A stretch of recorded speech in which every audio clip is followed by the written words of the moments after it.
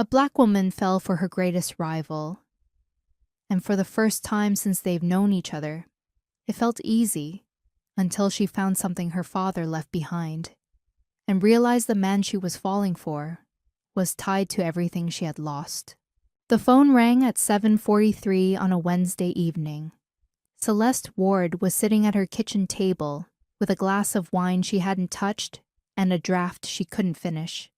And when she saw the name on the screen, she almost didn't pick up. She had been not picking up for 11 days, setting the phone face down, telling herself that the hollow feeling in her chest was clarity, not loss. But something made her answer. "I found enough." His voice was wrong. Quiet in a way Easton Reese was never quiet. She sat up straight. "It's all recorded," he said. "Everything. Your father's name? It can be cleared. I need you to know that." "Easton." She was already standing. "Where are you?" 49th Street parking structure. A pause. Something that might have been him trying to breathe. "I'm okay. I need a minute." He was not okay. She could hear it. She could hear the effort it was taking him to sound like he was. "I'm sorry," he said. "I know you don't want to hear from me. I know I don't have any right to. I just needed you to know before..." He stopped. "Before what?" Her voice came out sharp, frightened. "Easton, before what?" "I didn't know," he said, and his voice had changed again. Softer now, like he was setting something down that had been heavy for a long time. "When I handed over that tip, I didn't know your father was on the other end of it." A breath. "I'm sorry." Celeste had her keys in her hand. She didn't remember picking them up.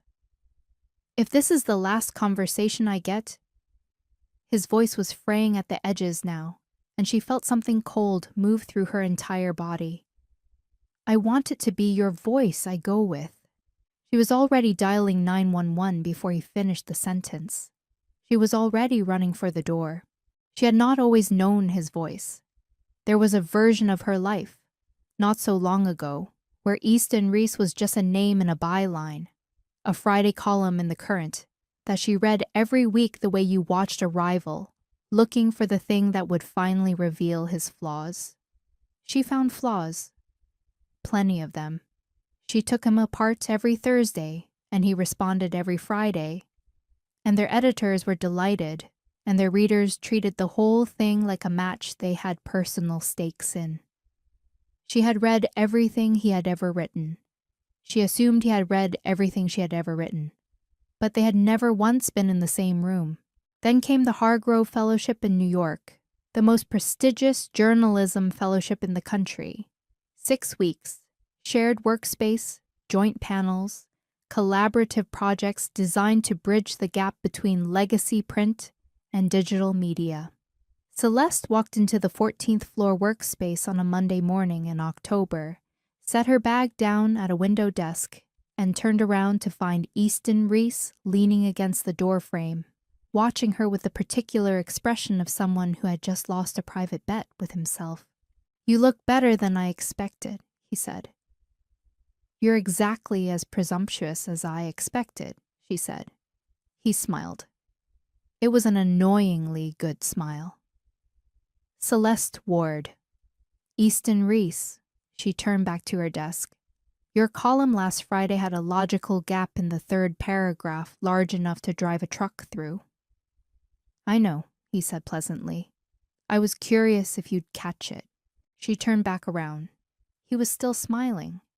She had the sudden, irritating sense that the next 6 weeks were going to be nothing like what she had planned. She was right. Their first real conversation lasted 45 minutes and covered media ethics. They disagreed on every point, but neither of them wanted to stop. By the second week, they were the last 2 people in the workspace every night. They ordered takeout and ate at their respective desks, and argued across the room about things that had nothing to do with journalism. They noticed things about each other, quietly, without meaning to. By the third week, the arguments had changed texture. Less combat, more conversation. She found herself saying things she hadn't said out loud before, about her father, about what it had cost him to be a careful man in an industry that rewarded boldness. She wasn't sure why she said those things to Easton specifically. She only knew that he received it like it mattered, like he intended to keep it safe. By the fourth week, she had stopped pretending the anticipation she felt when she heard the elevator open in the morning was anything other than what it was. It happened on a Tuesday in week 5. The building had gone quiet around them. They had stopped pretending to work. They were talking about nothing important, something about a book she had read at 17 that had rewired something in her. And Easton was looking at her the way he had been looking at her for 2 weeks, which was like she was something he was trying to memorize before the light changed. He reached across the table and tucked a loose braid behind her ear, with the particular tenderness of someone who has been wanting to do that for a long time, and has finally run out of reasons not to. The kiss was quiet, unhurried, the kind that doesn't announce itself. When she pulled back, she looked at him and thought, I'm in a significant amount of trouble. She was not wrong about that either. Her mother called 4 days later. It was a Saturday morning. Her mother's voice on the phone was tired in a specific way. I need help with your father's office, she said. I can't do it by myself anymore. Celeste drove to Brooklyn. Douglas Ward, her father, had been a careful man. This was the thing people always said about him. He had built a small financial consulting firm over 20 years, and his clients trusted him because he had never given them a reason not to. His office was a portrait of a man who believed that if you did things properly, the world would make sense. Celeste worked through the morning. Files, folders, the careful architecture of her father's professional life sorted and stacked and slowly reduced. Her mother brought tea and couldn't stay in the room for more than a few minutes at a time. Celeste understood. She kept her hands moving and didn't let herself feel anything she couldn't afford to feel in the middle of a task. She found the folder near the bottom of the last filing cabinet, pressed flat between 2 empty hanging folders, like he had been trying to keep it contained. The tab was labeled in his handwriting with a single word, Why? She sat down on the floor and opened it. Inside were press clippings, 10 years old. A piece from the Tribune Herald, a major investigative story, front page, accusing Douglas Ward of financial misconduct, mishandled client funds, allegations of fraud. Celeste knew this story. She had been 24 when it ran, and she had watched it dismantle her father's life with the efficient brutality of a thing that had been designed to do exactly that. Within a week of publication, his firm's largest clients had called.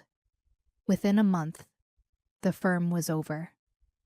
Her father had spent the next 2 years fighting accusations that were never formally proven and never formally retracted, moving through the world with the particular quietness of a man whose name had been separated from his reputation and couldn't find his way back to it.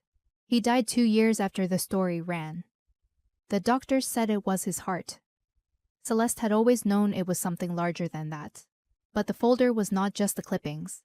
Beside each one, in her father's careful hand, were notes, dates, names, questions.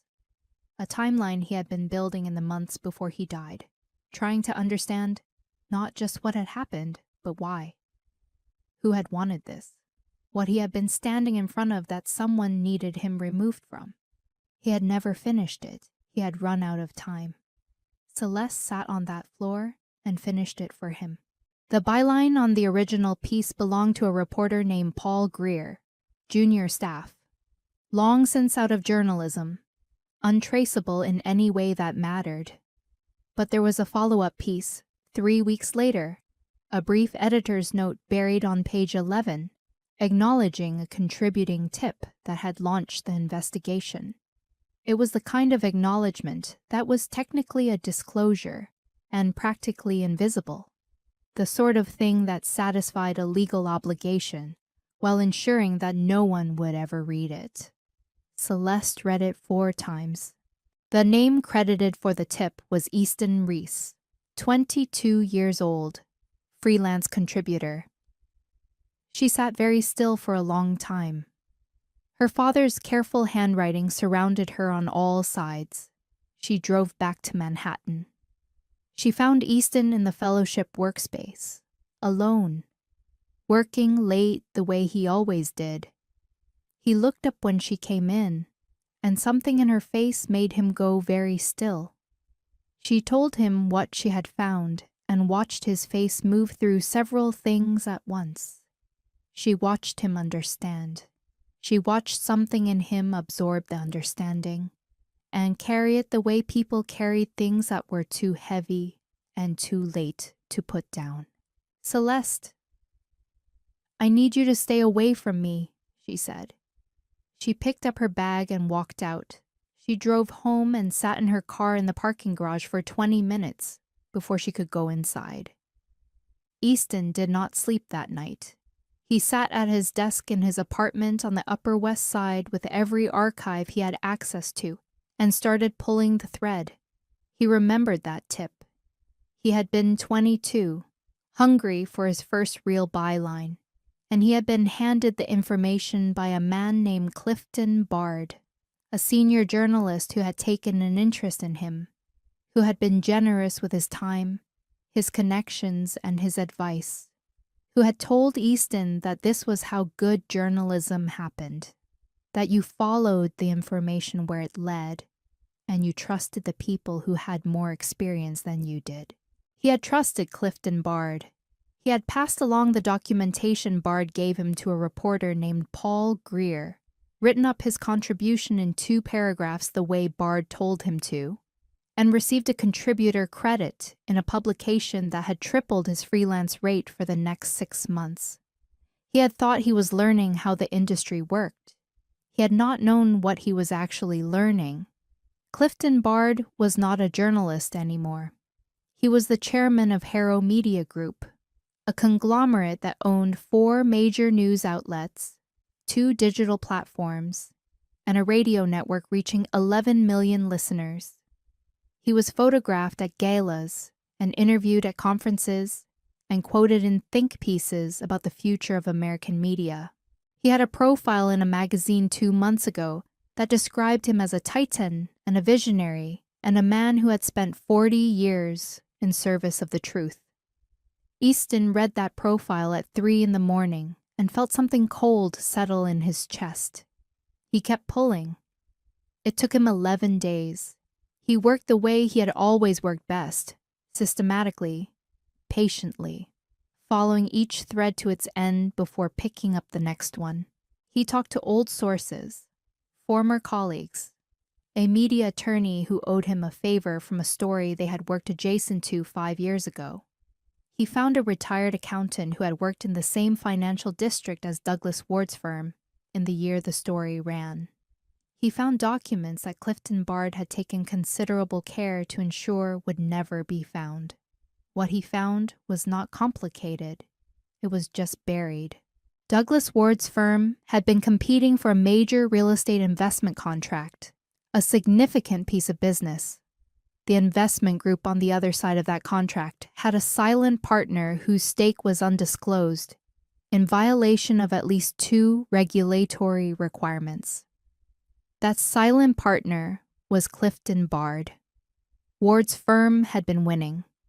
Bard had needed them out of the way, and he had used a 22-year-old freelancer who didn't know enough yet to ask the right questions, fed him fabricated documentation, positioned him as an unwitting first domino, and let Paul Greer write the story that finished the job. Douglas Ward had not mishandled a single dollar of anyone's money. He had simply been standing between Clifton Bard and something Bard wanted. Easton sat with that knowledge for a long time. He called Celeste multiple times, but she didn't answer. He recorded a voice note and told her what he had found and that he intended to do something about it. He didn't ask for anything from her. He didn't expect her to respond. She didn't. He kept going anyway. He contacted Bard's office and requested a sit-down interview. A career retrospective, he said. A long-form piece on 40 years in American media. The kind of invitation that Clifton Bard's ego would find impossible to decline. They agreed on a Wednesday afternoon. Bard's assistant sent a calendar invitation with the Harrow Media Group logo in the header, which struck Easton as the kind of detail that revealed something about a person. The night before, Easton visited a colleague who had done investigative fieldwork in 3 countries and asked to borrow a body camera. Small, professionally calibrated, designed to be worn under a dress shirt without a visible line. His colleague looked at him for a long moment and didn't ask why, which was one of the things Easton valued most about him.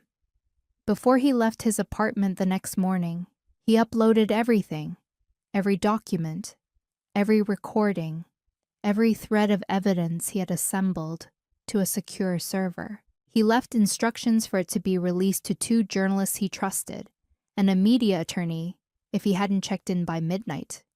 He knew how this could go. Clifton Bard had not built and protected a secret for 10 years by being careless. The moment Bard understood the real nature of the interview, and he would understand, because men like Bard always understood, the situation would change. Easton had weighed this. He had weighed it carefully, and he had decided that Douglas Ward's name was worth the risk.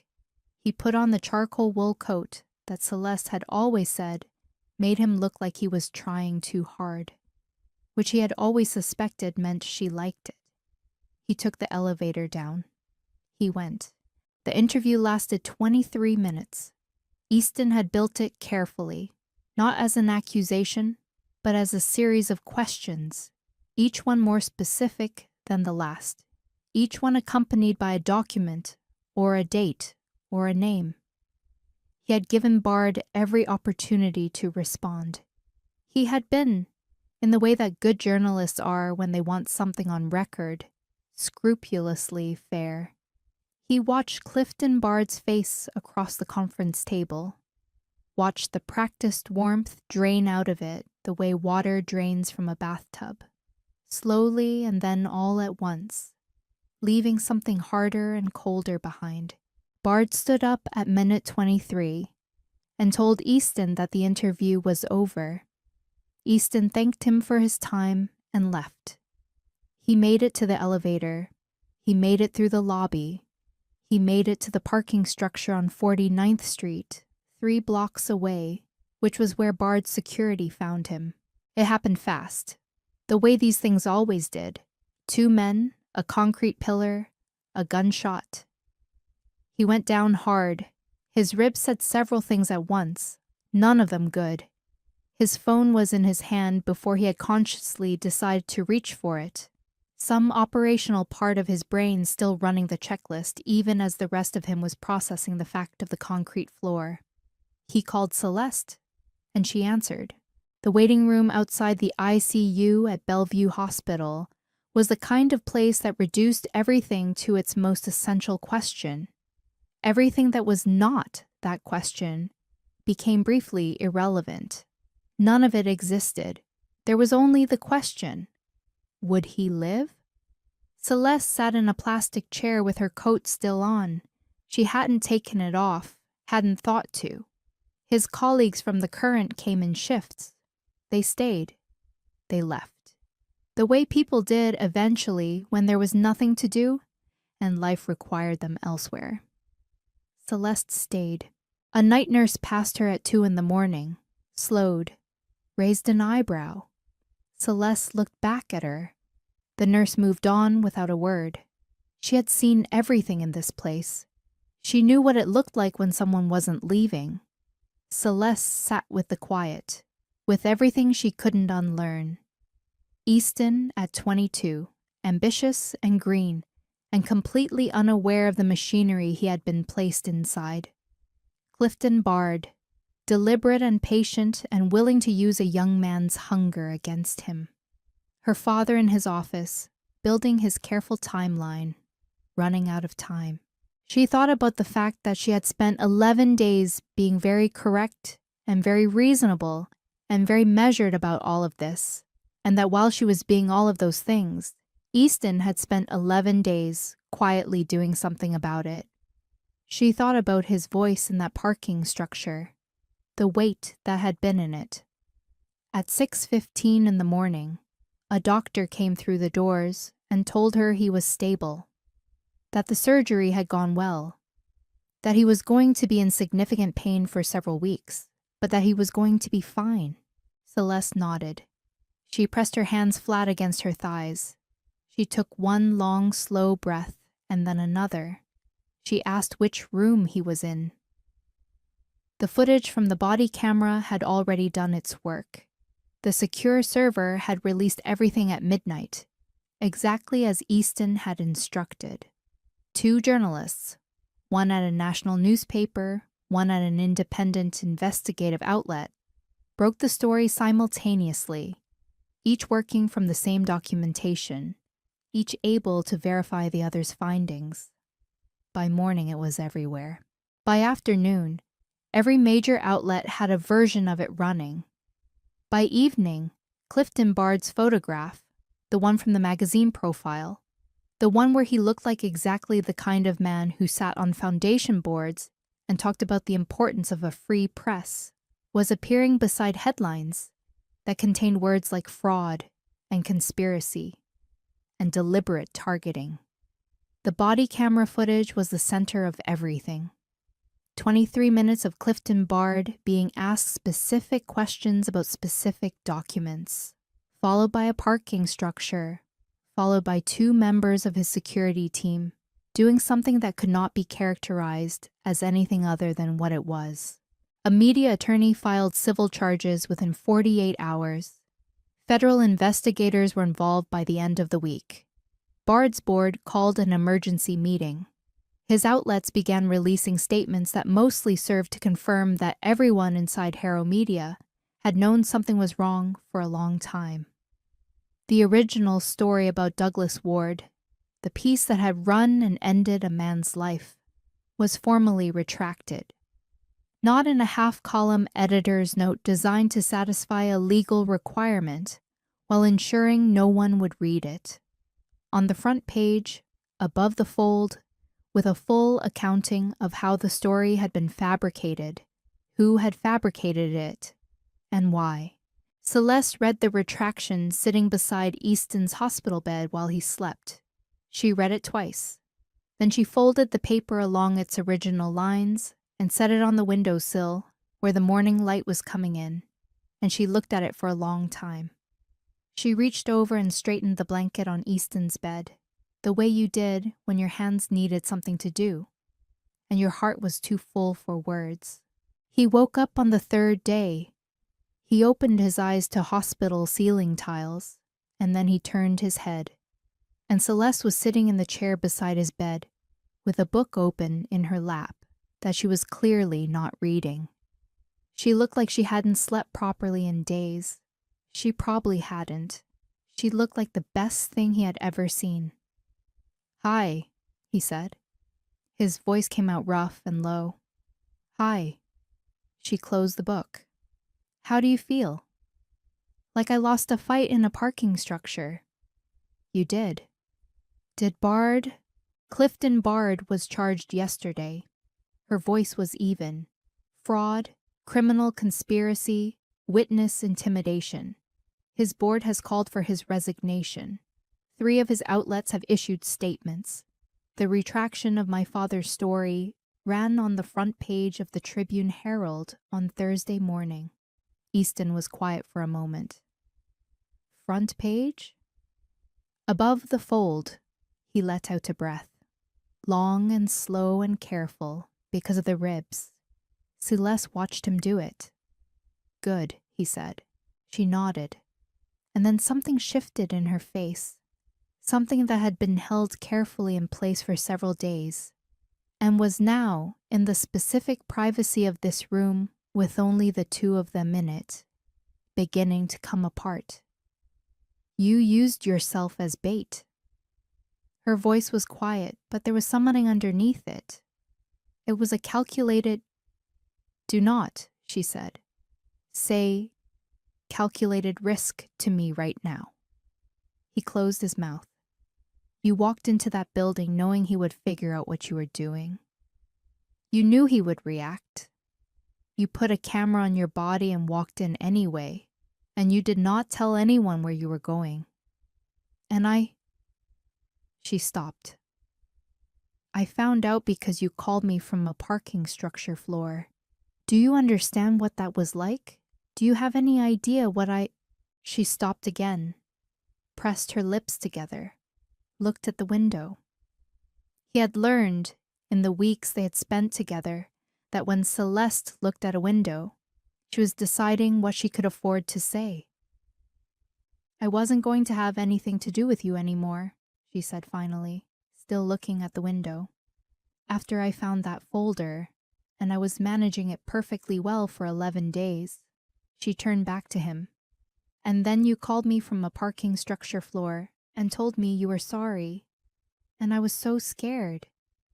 And her voice broke just slightly, just at the edges. I couldn't think of anything else than for you to just be safe. Easton looked at her. This woman who always argued with him across a room and read everything he wrote, and drove to a hospital in the middle of the night and had not, he suspected, gone home once. Celeste, he said. I couldn't hate you, she said, like it was a confession she had been holding for a long time. I wanted to. It would have been so much cleaner. But you were young, and someone used you. If you had died, she said it quietly, directly, the way she said the things that mattered most. In that parking structure, I would not have recovered from that. I need you to understand that. You did not have the right to put me in a position where I had to consider the possibility of a world without you in it. And then almost, she shook her head. You don't get to do that. Easton reached out his hand, slowly, across the small distance of the bed, and she took it. She held it the way she had been holding things for years, carefully, like she intended to keep it safe. You're going to be insufferable about this when you write your column, she said. Almost certainly, he agreed. Yours will be better. Obviously. I know. He was quiet for a moment. I'm sorry, Celeste, for all of it. He paused. Though I maintained the parking structure was the right call, it was absolutely not. Your father's name is on the front page. She was quiet. Her thumb moved across the back of his hand once, slowly, like she was thinking. I hate that you're right about that, she said. I know. I'm not ready to tell you that you're right about that. Take your time. She looked at him. He looked back. Okay, she said quietly. Okay. She didn't let go of his hand. He was discharged on a Thursday. Celeste was there. She had washed and brought his coat, the charcoal wool one he was wearing the night everything changed, because it was November in New York, and November in New York did not negotiate. They stood on the sidewalk outside Bellevue while the city moved around them. Easton breathed the cold air, and for the first time in weeks, felt like himself. So, he said. So, she said. I've been thinking. He turned to look at her. She was watching him with that expression she had. That I would like to take you to dinner. A real one. Not. He gestured vaguely in the direction of the hospital. Whatever the vending machine situation was. The vending machine situation, she said, was entirely your fault. I know. I'd like to make it up to you. A pause. Extensively, over a long period of time, if you're willing. She looked at him. This man who had risked his life for her father's name. This man who argued with her about almost everything. You're going to be very annoying, she said. Almost certainly. You're going to want to talk about your feelings. I spent 10 days in a hospital. I've earned it. You have not. He kissed her, right there on the sidewalk outside Bellevue, with the November wind blowing and his ribs still lodging a formal complaint about the whole situation. When he pulled back, she was looking at him, like something had been answered that she hadn't known she was asking. Fine, she said. Her voice was trying very hard not to smile. Dinner. Fine, he said. She reached up and straightened the collar of his coat, with the particular care of someone who was not, in any way, just straightening a collar. He watched her do it, then offered her his arm. She took it. And they walked out into the city together, which was loud and cold and entirely unbothered, the way New York always was. And it was, in every way that mattered, exactly enough.